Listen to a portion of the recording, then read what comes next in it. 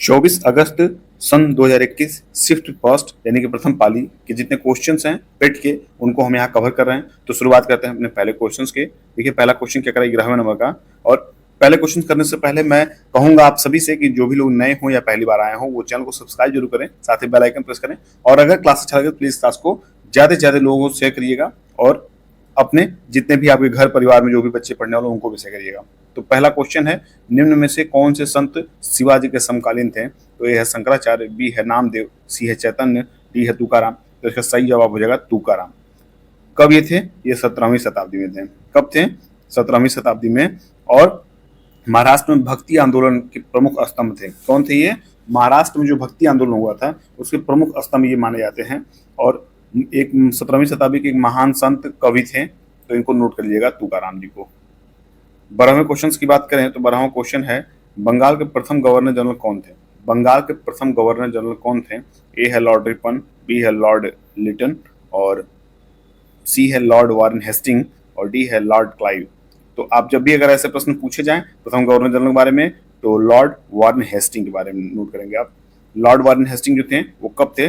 सन 1774 से 1785 तक। कहाँ तक? 1774 से 1785 तक। इनके शासनकाल में ब्रिटिश संसद द्वारा रेगुलेटिंग एक्ट 1773 जो था, और तथा पीट्स इंडिया एक्ट 1784, ये दो एक्ट जो थे इनके शासनकाल में आए थे। 1773 का रेगुलेटिंग एक्ट और 1784 का पीट्स इंडिया एक्ट आया था भारत में। तो इसको जरूर नोट करिएगा, ये क्वेश्चन इंपॉर्टेंट है। 13वें नंबर प्रश्न की बात करें तो 13वां नंबर प्रश्न क्या कह रहा है कि चरक संहिता संबंधित है। चरक संहिता जो है, चरक संहिता किससे संबंधित है? गणित से, वास्तुकला से, चिकित्सा से या राजनीति से? तो आप सभी को पता होना चाहिए कि चरक संहिता जो है वो चिकित्सा क्षेत्र से रिलेटेड था, संबंधित था। किससे? चिकित्सा से क्षेत्र से। चरक संहिता जो आयुर्वेद क्या था? आयुर्वेद में था। इसको नोट कीजिएगा, आयुर्वेद। इसको लेके कोई भी आपको कंफ्यूजन ना हो, आयुर्वेद और ये चिकित्सा था। एक जो आयुर्वेद चिकित्सा का ये मूल ग्रंथ है, यह प्रसिद्ध ग्रंथ संस्कृत भाषा में है। किसमें है? संस्कृत भाषा में है। अगर आपसे भाषा पूछी जाए तो आप संस्कृत टिक करिएगा। जिसके रचयिता कौन थे? चरक थे। इसके रचयिता कौन थे? चरक थे। तो याद रखिएगा इसके रचयिता कौन थे चरक संहिता के? चरक थे।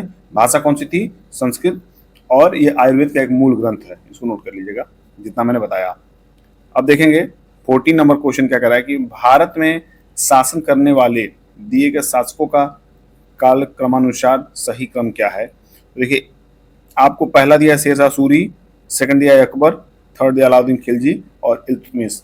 अब तो समझिएगा किस क्रम वाइज जिसने राज किया हो, जिसने शासन किया हो, उसके बारे में बताना है कि इसने पहले नंबर पे शेरशाह सूरी दिया है, दूसरे पे अकबर को, तीसरे पे खिलजी को और चौथे को इल्तुतमिश को।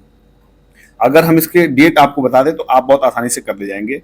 तो इल्तुतमिश की हम बात करते हैं। देखिएगा ये इल्तुतमिश आपको दिया है, यहाँ 4 ऑप्शन दिया है, 4 ऑप्शन में से कैसे आपको करना है। तो इल्तुतमिश, अगर इल्तुतमिश की बात करें तो ये आपका है 1211 से 1236। याद रखिएगा 1211 से 1236। अलाउद्दीन खिलजी की बात करें तो अलाउद्दीन खिलजी जो है 1296 से, देखिए मैं इसे लिख दे रहा हूँ ताकि कोई दिक्कत ना हो, 1296 से 1316। देखिए 2 डेट मैंने लिख दिया। तीसरे की बात करें तो शेरशाह सूरी की, तो शेरशाह सूरी कब था? शेरशाह सूरी 1540 1545, ये भी मैंने लिख दिया। बच गया अकबर, तो अकबर कब राज किया था? अकबर किया था 1556 से 1605। अब मैं आपके सामने ये 4 डेट लिख दिया हूं। अब आप खुद देखिए कि कौन सा पहले है कौन सा बाद है। तो सबसे पहले 1211 शुरुआत हो रहा है, तो आप इल्तुतमिश पहले कर लेंगे। तो अगर इल्तुतमिश को आप पहले करेंगे तो इल्तुतमिश देखिए चौथा यहाँ सी में भी है और डी में भी है, तो आप इन दोनों कंफ्यूजन में। तो फिर देखिए आप 1236 के बाद क्या आ रहा है? 1540 1556 1296 नजदीक है, क्या है? तो सेकंड पे ये रहेगा। तो देखिए जरा ये जो सी वाला ऑप्शन है आपको, ये साफ साफ इसमें दिख रहा है कि आपको इसमें फोर्थ, थर्ड और फर्स्ट देखिए 1540 और बी देखिए सेकंड देखिए 1556। तो इस तरह आप इस क्वेश्चन को कर पाएंगे, मुझे उम्मीद है। 15वें क्वेश्चन की बात करें तो दिया है कि इनमें से किसे भारत के ग्रांड ओल्ड मैन, देखिए ग्रांड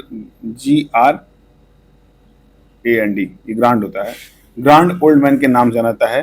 तो ए है सुरेंद्रनाथ बनर्जी, बी है फिरोज शाह मेहता, सी है WC बनर्जी और डी है दादा भाई नौरोजी। ऐसे प्रश्न आपसे पूछे जाएंगे तो वहां आप बहुत ही मतलब सचेत होकर अपने सारे प्रश्न का आंसर देंगे, बहुत घबराना नहीं है आपको। तो डी है ऑप्शन आपका दादा भाई नौरोजी। अगर ग्रैंड ओल्ड मैन आपकी बात की जाए तो दादा भाई नौरोजी। दादा भाई नौरोजी देख लेते हैं इनका समय जो था, ये 1825 से 1917 ग्रैंड ओल्ड मैन के नाम जाना जाता है। सन 1867 में दादा भाई नौरोजी ने ड्रेन ऑफ वेल्थ किसका, याद रखिएगा, drain of wealth, drain of wealth theory प्रस्तुत की, जिसमें बताया गया कि कैसे भारत का धन भारत से इंग्लैंड जा रहा था। इस थ्योरी में इन्होंने इस बात को स्पष्ट किया कि कैसे भारत का धन इंग्लैंड जा रहा था, उसी बात का स्पष्टीकरण इस थ्योरी में लिखा हुआ है। अगर आप चाहें तो आप इसको पढ़ सकते हैं। बाकी इनका समय काल में लिख दिया है 1825 से 1917 तक। 16वें प्रश्न की बात करें तो 16वां प्रश्न की कह दिया है कि सन 1915 से 1916 में किसके नेतृत्व में दो होम रूल लीग शुरू हुई? किसमें दो होम रूल लीग शुरू हुई? होम रूल लीग की शुरुआत हुई 1915 से 1916 में किसके नेतृत्व में? तो तिलक और अरविंद घोष, तिलक और विपिन चंद्र पाल, तिलक और लाला लाजपत राय, एनी बेसेंट और लोकमान्य तिलक। तो एनी बेसेंट और लोकमान्य तिलक एकदम राइट ऑप्शन है आपका, सही है। देख लेते हैं इसको। एनी बेसेंट और लोकमान्य तिलक के नेतृत्व में दो होम रूल लीग की शुरुआत हुई। तिलक के द्वारा, देखिए तिलक के द्वारा किसकी शुरुआत हुई, ये देखिएगा, इंडियन, क्या हुई, Indian home rule. Indian home rule अप्रैल 1916 में, यहां मैं डेट भी लिख रहा हूं आपको, अप्रैल 1916 में। और एनी बेसेंट ने होम रूल शुरुआत की, सिर्फ होम रूल, किसकी, होम रूल की शुरुआत की कब, ये इन्होंने किया था सितंबर 1916 में। जैसा आपके प्रश्न पूछा गया 1916 में दो होम रूल की शुरुआत की गई। तो 1916 सितंबर में एनी बेसेंट ने होम रूल की शुरुआत की और लोकमान्य तिलक ने इंडियन होम रूल शुरुआत की अप्रैल 1916 में। तो ये दोनों मैंने जो तथ्य थे उनको आपके सामने लाया, बताया, इसको समझने का प्रयास करिएगा और प्रश्न में गलती मत करिएगा आप लोग। 17वें प्रश्न की बात करें तो दिया है कि निम्न में से कौन सा जोड़ा सही नहीं है? निम्न में से कौन सा जोड़ा सही नहीं है? तो इसमें जो आपको सारे ऑप्शन दिए गए हैं, जो भी ऑप्शन के सामने जो तथ्य दिए गए हैं, अगर वो सही है तो उनको सही करिए और जो गलत है उनको गलत करिए, और जो गलत रहेगा वही आपका इस क्वेश्चन का सही जवाब होगा। तो देखिए जरा, यहां दिया है कि ए ऑप्शन दिया है कि एडी यानी कि एनी डोमनी 1709 औरंगजेब की मृत्यु। बी दिया है एडी 622 मुस्लिम लीग की शुरुआत। सी दिया है एडी 78 शक संवत की शुरुआत। और दिया है कि BC 261 कलिंग युद्ध। तो देखिए जो इसमें जो अलग है वो आपका है फर्स्ट वाला, जो फर्स्ट वाला है उसमें ही एरर है। क्या एरर है? जो ये 1709 है, ये 1709 की बजाय 1707 होगा, क्योंकि जो औरंगजेब की मृत्यु हुई थी वो 1707 में हुई थी। कब हुई थी? 1707 में हुई थी। और यही वजह है कि ये प्रश्न जो है गलत है, और गलत होने के नाते ये प्रश्न का सही जवाब है, क्योंकि पूछा गया है कि निम्न में से कौन सा जोड़ा सही नहीं है, तो यही जोड़ा ऐसा है जो सही नहीं है, इसलिए ये सही जवाब हो जाएगा। अब बात करेंगे 18वें प्रश्न की। बहुत अच्छा प्रश्न है ये। नारा आपको, अगर नारा मिल जाए कहीं क्लास तो उसको जरूर पढ़ लीजिएगा। करो या मरो का नारा किसने दिया? तो करो या मरो का नारा किसने दिया? महात्मा गांधी ने, सुभाष चंद्र बोस ने, जवाहरलाल नेहरू ने या सरदार पटेल ने? तो करो या मरो का नारा किसने दिया? महात्मा गांधी ने दिया था करो या मरो का नारा। और कब दिया था इसको देख लेते हैं। करो या मरो का नारा महात्मा गांधी ने भारत छोड़ो आंदोलन किसमें दिया था? ये देखिए मैं लिख दे रहा हूं, भारत छोड़ो आंदोलन कब हुआ था? ये भारत छोड़ो आंदोलन कब हुआ था? जल्दी आप अपना जो भी कमेंट है वो किया करिए। ये हुआ था 1942 में। कब हुआ था? 1942 में भारत छोड़ो आंदोलन 1942 में। 8 अगस्त 1942 को, 8 अगस्त कब हुआ था? देखिएगा 8 अगस्त 1942 को अखिल भारतीय कांग्रेस कमेटी की बैठक में भारत छोड़ो प्रस्ताव पेश किया गया तथा 9 अगस्त 1942 को इसका शुभारंभ किया गया। किसका? भारत छोड़ो आंदोलन का। तो आप इसको नोट कीजिएगा कि भारत छोड़ो जो आंदोलन है आपका, ये कब हुआ था? 9 अगस्त 1942। और ये कब इसकी चर्चा हुई थी, ये 8 अगस्त 1942 को जैसे चर्चा हुई उसके बाद इसकी शुरुआत हो गई। तो इन दोनों डेट को याद रखिएगा, आपसे पूछ सकता है। महात्मा गांधी द्वारा दिया गया नारा जो था वो करो मरो किसमें दिया गया था, भारत छोड़ो आंदोलन 1942 में। अब बात करेंगे 20वें प्रश्न की। तो 20वां प्रश्न है कि सलाल क्या है, देखिए जरा, सलाल पन बिजली परियोजना, सलाल पन बिजली परियोजना किस नदी पर स्थित है, ब्यास, चिनाब, रावी, झेलम। तो किस पे स्थित है, जो सलाल पन बिजली परियोजना है वो आपकी स्थित जो है वो जम्मू कश्मीर में चिनाब नदी पर स्थित है। कहाँ है, चिनाब पे। कहाँ स्थित है, ये जम्मू कश्मीर में स्थित है। इसको आप ऐसे आप लिख सकते हैं, जम्मू कश्मीर, ठीक है। और इसकी परियोजना की शुरुआत कब हुई थी, ये 1987 में कमीशन में किया गया था, 1987 के कमीशन में किया गया था, ठीक है। इसको नोट कीजिएगा, देखिए 84 में लिख दिया है, ये 87 होगा, क्या होगा, 87 होगा, 1987। अब बात करेंगे 21वें क्वेश्चन की, जो दिया है कि बसंत विषु होता है। देखिए विषु मतलब आप जब ज्योग्राफी का अध्ययन करेंगे तो सूर्य ऐसे केंद्र में जब घूमता रहता है तो घूमते घूमते घूमते अपना जो है, देखिए मैं फिगर अच्छा ड्रा नहीं किया हूँ, थोड़ा ठीक से बनाता हूँ। एक ऐसे दीर्घवृत्ताकार जो होता है उस पर जो है यहाँ सूर्य अपना चलते चलते यहाँ आता है, यहाँ आता है, यहाँ आता है, ऐसे ऐसे इस पर सूर्य जो है घूमता रहता है।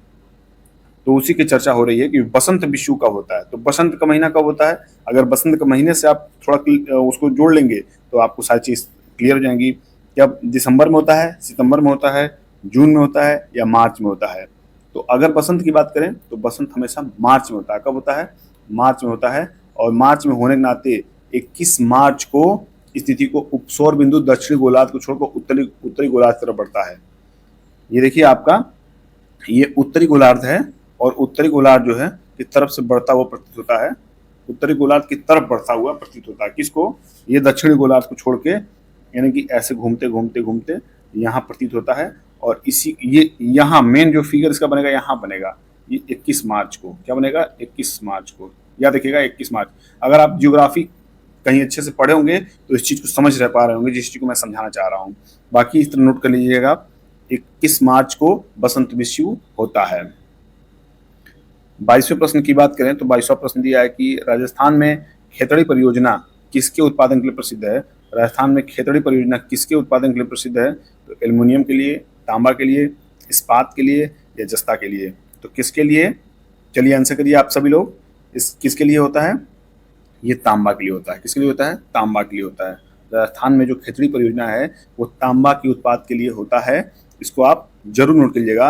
और राजस्थान राज्य के किस जिले में, ये झुंझुनू जिले में स्थित एक नगर है। क्या है, क्या ये जो खेतड़ी नगर है, क्या है, खेतड़ी नगर है, कहाँ है, राजस्थान के, ये राजस्थान आपको दिया है, राजस्थान के झुंझुनू, कहाँ आप इसको नोट कर सकते हैं, झुंझुनू जो नगर है उसमें स्थित है।